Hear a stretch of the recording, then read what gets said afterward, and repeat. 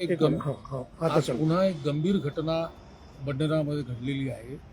आपल्याला आठवत असेल की एक काही दिवसांपूर्वी बडनेरा येथे ऋषी खापेकर नावाच्या तरुणाची एक 8-9 मुस्लिम कुटुंबातील महिलांनी, मुलांनी आणि घरातल्या माणसांनी येऊन निघरून हत्या केली होती आणि त्या प्रकरणाचा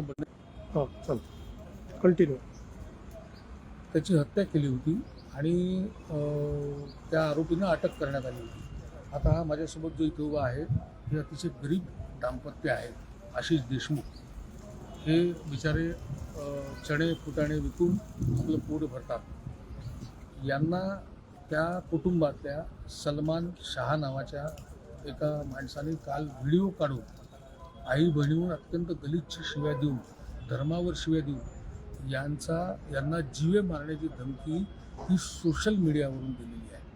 तर ही जी दहशत आहे, ही दहशत वाढलेली आहे. यांच्या पाठीशी कोण आहे, कोणामुळे हिंमत करतात? घरातले सगळे लोक आरोपी असताना, अटकेत असताना हे सोशल मीडियावरून जीवे मारण्याची व्हिडिओ काढून धमकी देतात. यांच्या पाठीशी कोण आहे याचा तपास बडनेरा पोलिसांनी केला पाहिजे.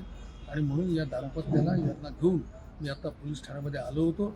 यांची तक्रार दाखल केली आहे. माझी बडनेरा पोलिसांकडे माझी मागणी आहे की आज संध्याकाळपर्यंत या आरोपीला अटक झाली पाहिजे, याला दंडुके मारले पाहिजे.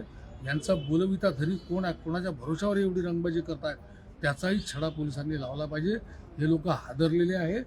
रात्रभर यांना झोप लागलेली नाही. ऋषी खापेकरचा जीव गेल्यानंतर या बाईला वाटतं की आपला नवरासुद्धा याच पद्धतीने मारला जाईल. ही दहशत दूर झाली पाहिजे, पोलिसिंग सुरू झालं पाहिजे. आणि बडनेरा पोलिसांना मी विनंती केली आहे, मागणी केलेली आहे की आज संध्याकाळपर्यंत त्याची अटक करा. त्याचा बोलविता धनी कोण आहे, कोणाच्या भरोशावर हा हिंमत करतो आहे बोलण्याची, याचा सुद्धा तपास बडनेरा पोलिसांनी केला पाहिजे.